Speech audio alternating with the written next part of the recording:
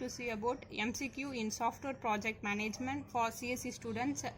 In this we are going to discuss unit 2 project evaluation and project planning. So before going into MCQ, mostly SPM la pathina question வந்து ஈஸியாக தான் இருக்கும். But நம்மளுக்கு வந்து confuse arise ஆகும். எல்லாமே வந்து ப்ராஜெக்ட் சேம் ஆப்ஷன்ஸ் பார்த்தீங்கன்னா வந்து எல்லாமே ஆப்ஷன் வரும் அப்படின்னு தோணும். ஸோ கொஞ்சம் எஸ்பிஎம் மட்டும் கேர்ஃபுல்லாக எம்சிக்யூ அட்டென்ட் பண்ணணும். Okay, first one, which of the following are parameters involved in computing the total cost of a software development project? First question என்ன சொல்கிறான்னு பார்த்தீங்கன்னா, ஒரு சாஃப்ட்வேர் டெவலப் பண்ணுறதுக்கு என்னென்ன பேராமீட்டர்ஸ் நம்ம கன்சிடர் பண்ணணும் காஸ்ட் கம்ப்யூட் பண்ணுறதுக்கு அப்படின்னு கேட்குறாங்க. ஸோ ஃபர்ஸ்ட் ஒன் ஆப்ஷன் என்னென்னு பார்த்தீங்கன்னா, ஹார்ட்வேர் அண்ட் சாஃப்ட்வேர் காஸ்ட் எடுத்துக்கலாமா. என்னென்ன parameters, effort cost, and then travelling and training cost, and then finally all the above. இதில் பார்த்தீங்கன்னா ஜஸ்ட் ஒரு சாஃப்ட்வேர் டெவலப் பண்ணுறதுக்கு நம்மளுக்கு நிறைய பேராமீட்டர்ஸ் தேவைப்படும். ஸோ ஆப்ஷன் என்னென்னு பார்த்தீங்கன்னா ஆல் தி அபோவ். பிகாஸ் நம்மளுக்கு ஹார்ட்வேர் அந்த என்ன ஹார்ட்வேர் ரெக்குயர்மெண்ட்ஸ் தேவைப்படும் அதோட காஸ்ட், என்ன சாஃப்ட்வேர் யூஸ் பண்ணுறோம் அதோட cost, and then effort, that means humans எத்தனை பேர் நம்மளுக்கு தேவைப்படுறாங்க அந்த ஒர்க்கை கம்ப்ளீட் பண்ணுறதுக்கு, என்னென்ன ரிசோர்ஸ் வேணும், and then travel and training cost எல்லாமே தான் கன்சிடர் பண்ணணும் ஒரு ப்ராஜெக்டை டெவலப் பண்ணுறதுக்கு. So all this parameters should include. One second, which of the following uses empirically derived formulas to predict effort as a function of lines of code LOC or function point FP? First இதில் என்ன சொல்கிறாங்கன்னு பார்த்தீங்கன்னா, lines of code அந்த term important. Because இப்போ நாமலாம் வந்து நம்ம கோடு எழுதுவோம் என்ன ப்ரோக்ராமிங் லாங்குவேஜாக இருந்தாலும். ஸோ நம்ம என்ன சொல்லுவோம், இப்போது 100 லைன்ஸ் ஆஃப் கோடு இருக்குது இந்த program, otherwise 1000 lines of code இருக்குது இந்த ப்ரோக்ராம் அப்படின்ட்டு நம்ம சொல்லுவோம். ஸோ அந்த லைன்ஸ் ஆஃப் கோட் எவ்வளோ கவுண்ட் அப்படின்றத நம்ம எப்படி கவுண்ட் பண்ணுவோம் அப்படின்னு பார்த்தீங்கன்னா, மெஷர்டு பை நம்ம 2 ஃபங்க்ஷன் யூஸ் பண்ணி பண்ணலாம் பேசிக்காக. என்னென்னு பார்த்தீங்கன்னா, first one FP function, and then also we use COCOMO to measure the lines of code. நம்மளோட ப்ரோக்ராமில் எத்தனை லைன்ஸ் இருக்குன்னு அதை கால்குலேட் பண்ணுறதுக்கு 2 யூஸ் பண்ணுவோம். ஒன்று வந்து கோகோமோ எஃப்பி, சாரி என்ன ஆப்ஷன் வரும் அப்படின்னு பார்த்தீங்கன்னா, both FP based estimation and COCOMO ரெண்டுமே வந்து லைன்ஸ் ஆஃப் கோடை வந்து மெஷர் பண்ண யூஸ் பண்ணுறோம். And then next third one, COCOMO stands for just இதுக்கு ஃபுல் ஃபார்ம் தான் என்னன்னு பார்த்தீங்கன்னா கன்ஸ்ட்ரக்டிவ் காஸ்ட் மாடல். எதுக்கு இதை யூஸ் பண்ணுவோன்னு பார்த்தீங்கன்னா, காஸ்ட்டை எஸ்டிமேட் பண்ணுறதுக்கு ஒரு ப்ராஜெக்டில் எவ்வளோ காஸ்ட் ஆகுது எஸ்டிமேஷன் ஃபைன் பண்ணுறதுக்கு வந்து நம்ம கோகோமோ யூஸ் பண்ணுவோம். And then fourth one, COCOMO was developed initially by, இதை யார் ஃபர்ஸ்ட் இனிஷியலாக கண்டுபிடிச்சாங்க அப்படின்னு பார்த்தீங்கன்னா Boehm. And then fifth one, estimation of size for your project is depend on. இந்த கொஸ்டினை கொஞ்சம் கேர்ஃபுல்லாக பார்க்கணும். ஒரு ப்ராஜெக்டோட சைஸ் எப்படி எஸ்டிமேட் பண்ணுவோம், எந்த பேராமீட்டர் எந்த ஃபேக்டரை வச்சு நம்ம எஸ்டிமேட் பண்ணுவோம் அப்படின்னு கேட்குறாங்க. ஆப்ஷன் என்னென்னு பார்த்தீங்கன்னா, cost, time, schedule, and then none of the mentioned. Mostly நம்ம சைஸ்ன்னு சொன்னோன்னு என்ன பண்ணிடுவோம், ஆல் தி அபோவ் ஆப்ஷன் இருந்துச்சுன்னா ஆல் தி அபோவ் கொடுத்துருவோம், இல்லை அதர்வைஸ் காஸ்ட் இல்லை டைம் ஸ்கெடியூல் ஏதோ ஒன்று தான் போட்டுருவோம். பட் நம்ம நார்மலாக ஒரு ப்ராஜெக்டை எஸ்டிமேட் பண்ணுறதுன்னு சொன்னால் நம்ம காஸ்ட் கன்சிடர் பண்ணுவோம், டைமு ஸ்கெடியூல் இதெல்லாம் பேஸ் பண்ணி தான் ஒரு ப்ராஜெக்டை எஸ்டிமேட் பண்ணுவோம். பட் இங்கே சைஸ் கொடுத்துருக்காங்க, ஆனால் சைஸ் ரிலேட்டடாக இங்கே எதுவுமே சொல்லலை. காஸ்ட்டும் செட் ஆகாது, டைமும் செட் ஆகாது, ஸ்கெடியூலும் செட் ஆகாது. எதுக்குன்னா சைஸ் எஸ்டிமேட் பண்ணுறதுக்கு. ஸோ ஆப்ஷன் என்னென்னு பார்த்தீங்கன்னா நன் ஆஃப் தி மென்ஷன்டு. நம்ம மோஸ்ட்லி இந்த 3 ஆப்ஷன்ஸில் ஏதாச்சும் செலக்ட் பண்ணிவிடுவோம், காஸ்ட்டு, டைம் இல்லை ஸ்கெடியூல்ட்டு. பட் ஒரு சைஸை எஸ்டிமேட் பண்ணுறதுக்கு மோஸ்ட்லி நம்ம என்ன யூஸ் பண்ணுறோம்னு பார்த்தீங்கன்னா, ப்ரீவியஸாக பார்த்த மாரி தான் அந்த FP and COCOMO model use பண்ணி தான் அந்த சைஸை மெஷர் பண்ணுவோம், that means estimate. And then sixth one, a cost benefit analysis is performed to assess. Cost benefit அனலைசஸ்ன்னு ஒரு பார்ட் இருக்குது ப்ராஜெக்டில். அது எதுக்கு பண்ணுறோம் அப்படின்ட்டு கேட்டால், economic feasibility or operational feasibility இல்லைனா technical feasibility, all the above. So ஒரு ப்ராஜெக்டை நம்ம ஸ்டார்ட் பண்ண போகிறோம். ஃபர்ஸ்ட் என்ன பண்ணோம்னா ஒரு ஃபீஸபிலிட்டி ஸ்டடி தான் பண்ணுவோம். இந்த ப்ராஜெக்ட் நம்மளால் பண்ண முடியுமா, இது ஃபீஸபிளாக இல்லையா. சப்போஸ் இந்த ப்ராஜெக்டை நம்ம அண்டர்டேக் பண்ணி இன்வெஸ்ட் பண்ணிட்டா அது நம்மளுக்கு ப்ராஃபிட்டபிளாக இல்லையா அப்படின்னு தான் ஃபர்ஸ்ட் பண்ணுவோம். ஸோ எக்கனாமிக் ஃபீஸபிலிட்டி தான் கரெக்ட் ஆப்ஷன்.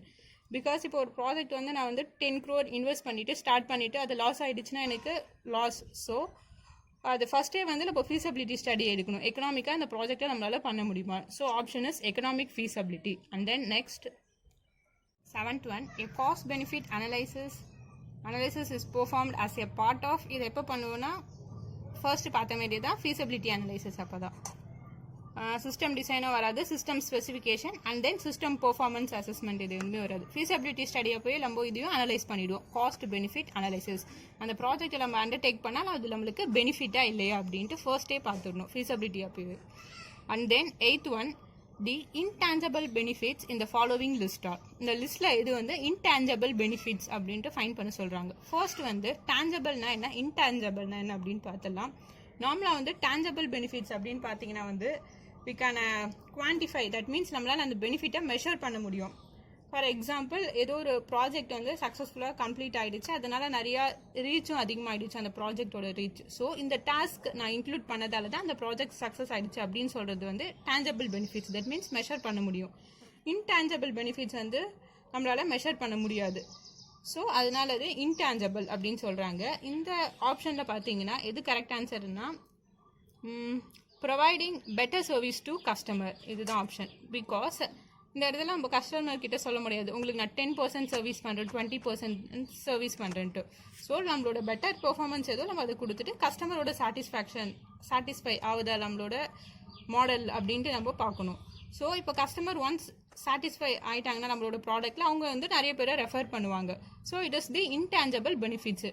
இப்போது ஒரு ப்ராடக்ட், ஃபார் எக்ஸாம்பிள் இப்போ ஒரு மொபைல் யூஸ் பண்ணுறோம், நம்ம ஒரு மொபைல் ஒரு கஸ்டமர் யூஸ் பண்ணுறாங்க, அவங்களுக்கு பார்த்தீங்கன்னா அந்த மொபைல் நல்லா இருந்துச்சுன்னா அவங்க சஜஸ்ட் பண்ணுவாங்க நிறைய பேர்கிட்ட இந்த மொபைலோட ஸ்பெசிஃபிகேஷன் கான்ஃபிகரேஷன்ஸ் இப்படி இருக்குது, நீங்களும் யூஸ் பண்ணலாம். ஸோ அட்வர்டைஸ்மெண்ட்ஸ் தானாகவே போகும். So it is the intangible benefit, that means unmeasurable. And then 9th one, payback method one finds out.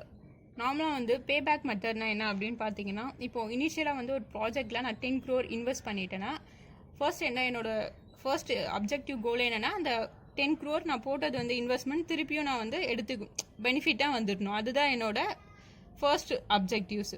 So இதுக்கு ஆப்ஷன் என்னென்னு பார்த்தீங்கன்னா த time at which benefits exist cost.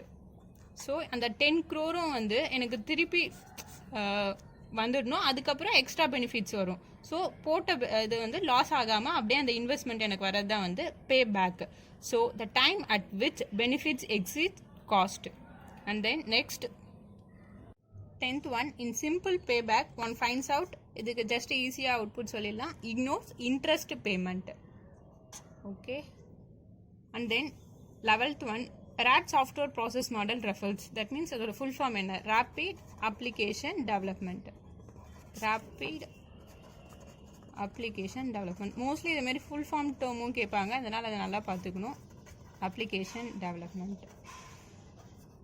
And then next one, 12th one, the scrum approach originated with Agile software developed as practitioners look for way to. Mostly scrum எதுக்கு use பண்ணுவாங்கன்னு பார்த்தீங்கன்னா for communication. இப்போ ஒரு டீமில் வந்து 5 members இருக்காங்க, அந்த 5 membersம் வந்து கம்யூனிகேட் பண்ணிகிட்டே இருக்கணும். பிகாஸ் நம்ம ஒரு ப்ராஜெக்ட் அண்டர்டேக் பண்ணோன்னா அதில் டிஃப்ரெண்ட் டாஸ்க் இருக்கும். இப்போது ஃபர்ஸ்ட் ஒரு செகண்ட் பர்சன் வந்து 5 membersல ஒரு செகண்ட் பர்சன் என்ன பண்ணுறாங்கன்னு பார்த்தீங்கன்னா வந்து அவங்க ஒரு ஐடியா சொல்கிறாங்க. ஸோ அவங்க அந்த ஐடியா வந்து எல்லாருக்கிட்டையும் கம்யூனிகேட் பண்ணணும். சப்போஸ் அப்படி பண்ணலன்னா வந்து இப்போ ஒரு 5th பர்சனுக்கு அந்த ஐடியா புரியலன்னா அந்த ப்ராஜெக்ட் வந்து சக்ஸஸ்ஃபுல்லாக கம்ப்ளீட் பண்ண முடியாது. So scrum is to provide improving communication. So daily update பண்ணிகிட்டே இருக்கணும். இப்போது ஃபார் எக்ஸாம்பிள் ஒரு டீம்லி டெய்லி வீக்லி ஆர் டெய்லி பேசிஸில் வந்து மீட்டிங் கண்டக்ட் பண்ணிகிட்டே இருக்கணும் for improving our communication with team. So scrum is to provide improve communication. அந்த ஸ்க்ரமில் பார்த்தீங்கன்னா அது மட்டும் இல்லாமல் ஒரு டாஸ்க்கும் கம்ப்ளீட் பண்ணுறதுக்கு ஒரு டைம் பாக்ஸ், ஒரு குறிப்பிட்ட டைம் ஃபிக்ஸ் பண்ணி விடுவாங்க, இதுக்குள்ளே கம்ப்ளீட் பண்ணணுன்ட்டு. ஸோ அந்த டெட்லைனை வந்து கரெக்டாக ஃபாலோ பண்ணணும். And then 13th one, in scrum the team activity is monitored and coordinated on basis. Just இதில் பார்த்தீங்கன்னா வந்து டெய்லியுமே கம்யூனிகேட் பண்ணணும். ஸோ டெய்லி பேசிஸ் தான் அந்த டீமுக்கு எப்பயுமே எஃபெக்டிவ் கம்யூனிகேஷன் இருக்கணும் for successfully completing the project. And then next 14th one, IRR refers to, it is nothing but the internal rate of return. Okay, internal rate of return. Internal rate of return NPV same the mostly. NPV is nothing but the net present value. Net present value. Okay. இந்த net present வேல்யூவை எப்படி calculate பண்ணுவோம் அப்படின்னு பார்த்தீங்கன்னா cash inflow, difference between cash flow, cash inflow minus cash outflow. Cash outflow. இது ரெண்டுத்தோட difference தான் வந்து net present value. Cash inflow means நம்ம எவ்வளோ இன்வெஸ்ட் பண்ணுறோம் அந்த ப்ராஜெக்டில், அதுக்கப்புறம் நம்மளுக்கு ரிட்டர்ன் எவ்வளோ வந்திருக்குன்னா அவுட் ஃப்ளோ. தட் மீன்ஸ் இது ரெண்டுத்தோட டிஃப்ரென்ஸ். ஓவரால் நம்ம எவ்வளோ அந்த ப்ராஜெக்டில் ப்ராஃபிட் வந்திருக்கா லாஸ் வந்திருக்கா அப்படின்னு தெரிஞ்சுக்கிறதுக்கு தான் நம்ம என்பிவி யூஸ் பண்ணுவோம். இன்டர்னல் ரேட் ஆஃப் ரிட்டர்னும் சேம் தான். ஃபார் எக்ஸாம்பிள் இப்போது அமேசான் எடுத்துக்கிட்டிங்கன்னா அவங்களோட ப்ராடக்ட் வந்து நிறையா செல் ஆகும். Because they giving more discount. So discount கொடுக்கறதுனால என்ன ஆகும்னு பார்த்தீங்கன்னா நிறைய பீப்புள் வந்து அந்த ப்ராடக்டை பை பண்ணுவாங்க. It is not for the benefit of the buyers. நம்மளுக்கு அது பெனிஃபிட் கிடையாது டிஸ்கவுண்ட் கொடுக்கறதுனால. ஃபார் த யார் அதை சோல்ட் பண்ணுறாங்களோ அவங்களுக்கு தான் பெனிஃபிட். பிகாஸ் டிஸ்கவுண்ட்ஸ் கொடுக்கறதுனால நிறைய பீப்புள் வந்து அந்த ப்ராடக்டை பை பண்ணுவாங்க. ஸோ அவங்களுக்கு தான் அது ப்ராஃபிட். ஸோ அந்த டிஸ்கவுண்ட்னால அவங்களுக்கு வந்து அந்த ப்ராஃபிட் கிடைக்குது. It is the net present value. So எவ்வளோ கேஷ் நம்ம அந்த ப்ராஜெக்டில் போடுறோம், ரிட்டர்ன் நம்மளுக்கு எவ்வளோ வருது, அது கேஷ் அவுட்ஃப்ளோ ரிட்டர்ன் வருது. இந்த ரெண்டுத்தோட டிஃப்ரென்ஸ் வச்சு தான் நம்ம என்பிவி அதை வேல்யூ ஃபைண்ட் பண்ணுவோம், net present value. And then IRR is nothing but the internal rate of return. It is used to estimate the profitability of the investment. நான் invest பண்ணது எனக்கு ப்ராஃபிட்டபிளா இல்லையா அப்படின்ட்டு ஃபைண்ட் பண்ணுறது தான் internal rate of return. And then ROI. ROI is nothing but the return on investment. இதோட formula என்ன அப்படின்னு கேட்குறேன். ஸோ இது வெரி வெரி இம்பார்ட்டன்ட் பிகாஸ் இது மோஸ்ட்லி கேட்பாங்க. Return on investment is nothing but the average annual profit. Average annual profit divided by total investment. என்னோட full investment into 100. This is the formula to calculate ROI. First என்னென்னு பார்த்தீங்கன்னா profit divided by அந்த ப்ராஜெக்டில் total investment எவ்வளோ போட்டிருக்கேன், profit எனக்கு எவ்வளோ வந்திருக்கு டிவைடட் பை எவ்வளோ நான் இனிஷியலாக இன்வெஸ்ட் பண்ணேன் into 100 which gives the ROI. So okay guys, balance remaining யூனிட்லாம் நெக்ஸ்ட் வீடியோஸில் பார்க்கலாம். தேங்க்யூ.